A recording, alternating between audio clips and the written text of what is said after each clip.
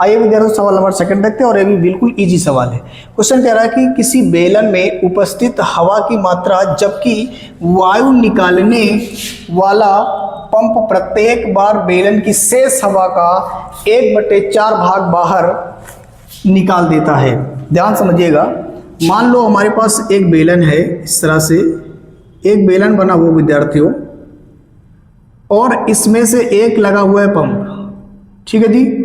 अब कहने का मतलब ये है, इन्होंने बोला है कि शेष हवा का 1/4 भाग निकाल देते हैं। तो इसका मतलब ये हुआ कि पहले तो कुछ ना कुछ हवा रही होगी ना, तो हम लोगों ने मान लिया कि शुरू में इस बेलन में हवा कितनी है, x है। अब इस x का कितना निकालना है, 1/4 भाग। ध्यान समझिएगा, तो सबसे पहले लिख लेते हैं यहाँ पे। यहाँ लिखेंगे विद्यार्थियों, माना बेलन में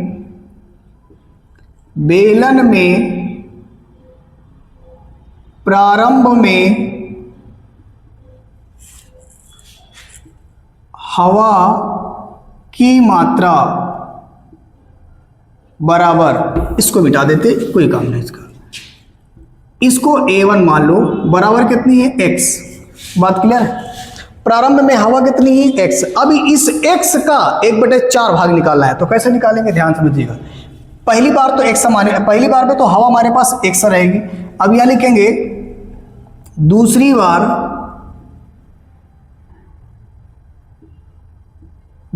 बार बेलन में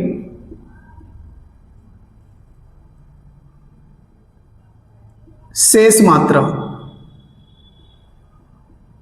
मात्रा को मैंने A2 मान लिया, और A2 बराबर, ध्यान समझिएगा, प्रारंभ में हवा कितनी थी, x। अब इस x का 1/4 भाग, इस x का 1/4 भाग यानी x का 1/4 भाग बाहर निकाल देते हैं।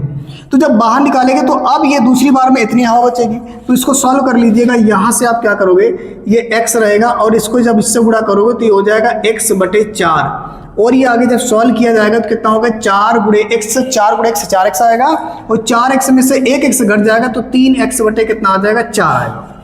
बात क्लियर है। अब यहां से हम एक बार और निकाल लेते हैं, तीसरी बार। तो यहां लिखेंगे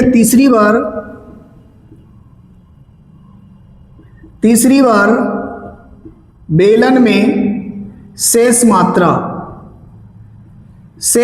को मैंने A3 बोल दिया, और A3 बराबर कितना हो जाएगा, तो ध्यान समझना, A3, अब पहले तुम्हारे पास x थी, x में से मैंने कुछ निकाल दिया यानी 1/4 भाग निकाला, तो अब बची कितनी, तो ये बचा। अब बचा हुआ है, अब ये वाला भाग लेंगे यानी 3x/4, तो ये अब इसमें से निकालेंगे यानी 3x/4 में से घटा देंगे कितना, इसी का, यानी कि इतने का ही 1/4 यानी 3x तो रहेगा, और इसका 1/4 निकालना है, तो 1/4 से क्या करेंगे, गुणा कर देंगे। बस यहां से आगे ध्यान से देख लीजिएगा, 3x/4, और ये कितना आ जाएगा, 3x/16 आएगा विद्यार्थियों। अब इसका हर बराबर कर लेंगे। अब इसका हर बराबर करने के लिए 4 से ऊपर नीचे गुणा भाग कर देते हैं। जब 4 से ऊपर नीचे गुणा भाग करेंगे तो 4 3 12x और -3x बटे कितना आ जाएगा, 16। बात क्लियर है कि नहीं। देखो 4 यहाँ 4 चौको 16 हो जाएगा, यहाँ पर भी 16 16 16 मतलब हर बराबर हो गया, तो हर आप एक बार लिख लीजिएगा।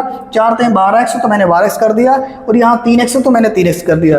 इसको घटा देंगे तो कितना आएगा, आप बताओगे। 12x में से 3x जाएंगे तो कितना बचेगा, 9x बटे कितना आ जाएगा, 16। यानी कि हमने निकाल लिया, A3 निकाल लिया। अब विद्यार्थियों ध्यान से चेक कर लेंगे यहाँ पे इसका क्या सार्वंतर समान है। अगर सार्वंतर समान है तो समझो वो जो सूची है वो AP में है, अदरवाइज नहीं। तो यहां से आप लिख लीजिएगा, यहां से लिखिएगा D1 बराबर A2 माइनस का A1, और यहां से A2 का मान कितना रखना है विद्यार्थियों, ध्यान से देखना, A2 कितना रखना है, ये यहां से लिखेंगे 3x, और ये हो जाएगा बटे 4 माइनस का ऊपर लीजिएगा x।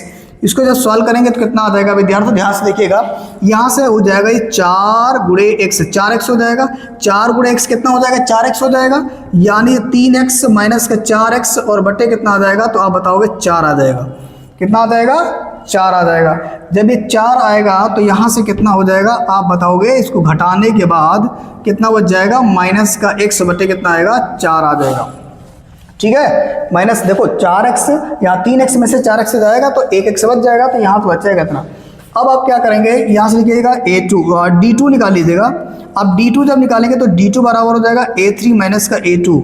यहाँ से देखिएगा A3 का मान कितना है, A3 का मान ध्यान से देखिएगा ये कितना है 9x बटे कितना आ जाएगा 16 माइनस का A2 कितना आया था, A2 ध्यान से देखो ये 3x बटे कितना आ जाएगा 4। इसको गुणा कर लेते हैं, 4 से हर बराबर करने के लिए 4 से जब गुणा करेंगे तो ये 9x आएगा माइनस कितना हो जाएगा 12x और बटे कितना आएगा 16 आ जाएगा विद्यार्थियों। जब इसको और आगे सॉल्व करेंगे तो ये कितना आ जाएगा, ये 12 है, ठीक है।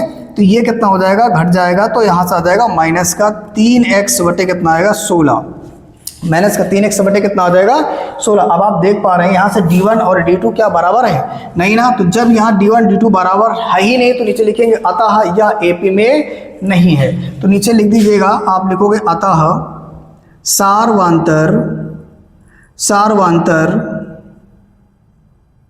समान नहीं है, समान नहीं है, इसलिए यह AP में नहीं होगी, यानी जो सूची होगी वो AP में नहीं होगी, ठीक है। तो ये हो गया आपका दूसरा क्वेश्चन कंप्लीट।